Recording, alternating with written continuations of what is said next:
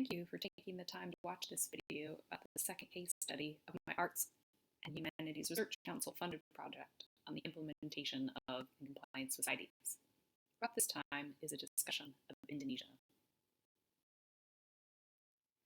As with Canada, Indonesia was suggested as doing CITES well by my anonymous respondents from the first round of the Delphi Iterative Survey.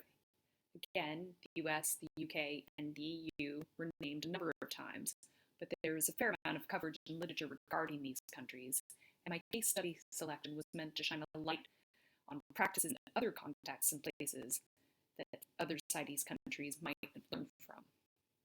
However, in doing the interviews with experts about Indonesia, the lessons learned are decidedly less about best practice than the case study of Canada. I'll begin with some background about wildlife trade in Indonesia and the complex implementation of CITES. I'll then end with the best practice and lessons learned from this particular case. Indonesia was suggested by a few participants as doing well with CITES, and as there has not been much literature or attention to Indonesia in the legal and criminological discourses, I decided it would be an interesting country to delve into in more depth. As you can see, the legislative picture transposing the four requirements of CITES around authorities, prohibition, penalization, and confiscation is complex and involved more than 10 separate pieces of legislation.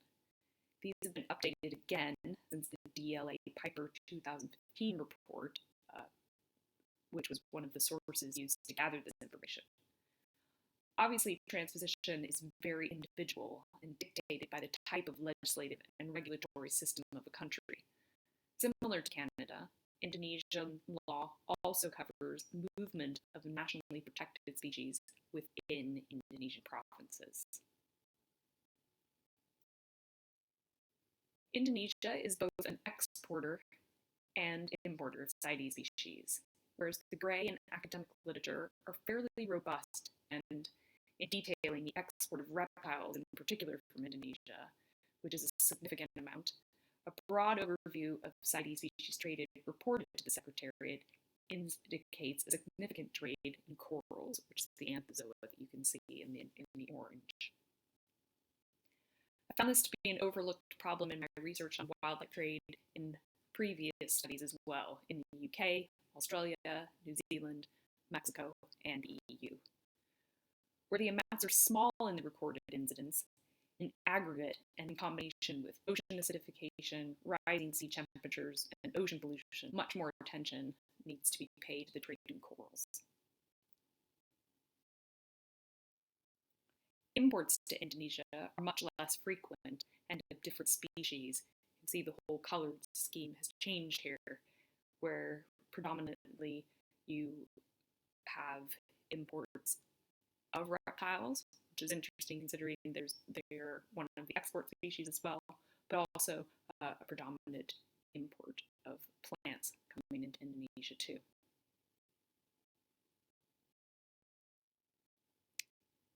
Law 5 that was listed on a previous slide in the complex transposition of CITES into Indonesian law prohibits catching, injuring, killing, possessing, transporting, or trading in any living protected animals. Interviewees criticize that this is actually only nationally protected animals and does not include all CITES listed species. Could be interpreted from this that it is not illegal to kill and capture wild animals in general, only those protected, which is a slightly different issue. The law also prohibits smuggling into or out of Indonesia, receiving, selling, buying, processing, or dealing in any way with forest products.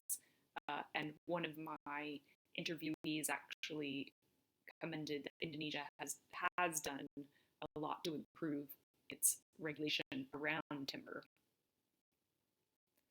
Other aspects are that it is prohibited to transport or trade in any non-living protected animals, transport a protected animal species from one part of Indonesia to another, or remove them altogether from Indonesia. Trade, keep, or own any skin or bodily parts of protected animals, or any goods made of such parts, or remove such parts or goods made thereof from one part of Indonesia to another, or again, removing them from the country. It's also prohibited to take, destroy, keep, or trade in eggs and or nests of any protected species. Furthermore, there are prohibitions against illegally felling trees, transporting, unloading, or possessing the result of felled forest land without a permit. Indonesia has standard CITES permits, often which require a health certificate, which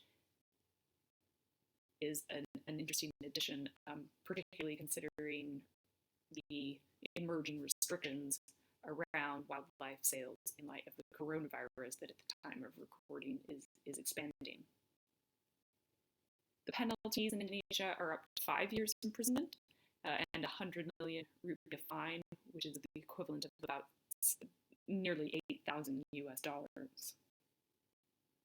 Corporations, particularly for forest offenses, are the most heavily penalized, whereas fishing violations are the least. Interestingly, Indonesia's top clerical body, the Council of Indonesian Ulama, issued the world's first fatwa declaring illegal trading and hunting of endangered species without justifiable religious grounds to be haram, forbidden, in March 2014. Though the penalties appear severe, in reality prison sentences last a few weeks, or at most offenders may not even be punished as they successfully bribe law enforcement officers, according to the DLA Piper 2015 report that I referred to earlier.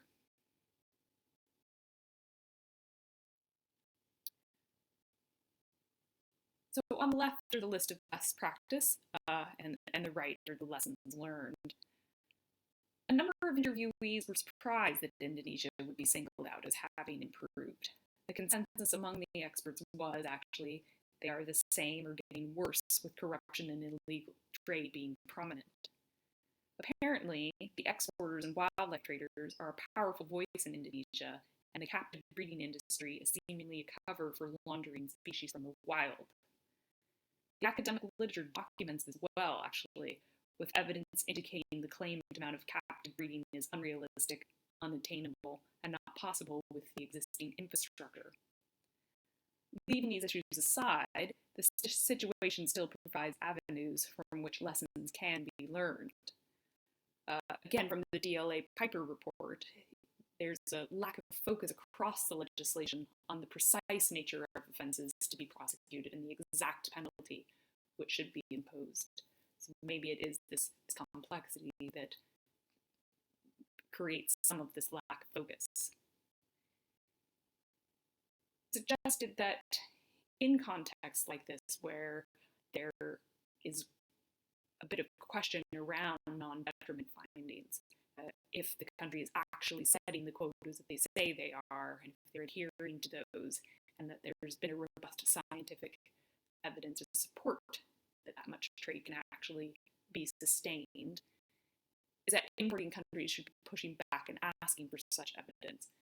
And as I mentioned, this came up several times, and I've talked about this in some of the previous videos about having a more prominent role of importing countries and actually adhering to the convention and getting other countries who are exporting to actually adhere to the convention more strictly.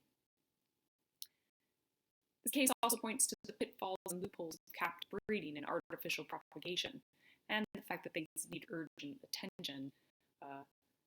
Several of the interviewees pointed to captive breeding programs in Indonesia that are claiming that they're breeding millions of reptiles. And is that possible? Is that sustainable? And just the highlighting that if that is the case, that this type of scale needs to be verified, and that this is in need of urgent attention to actually verify that these captive breeding programs are what they say they are.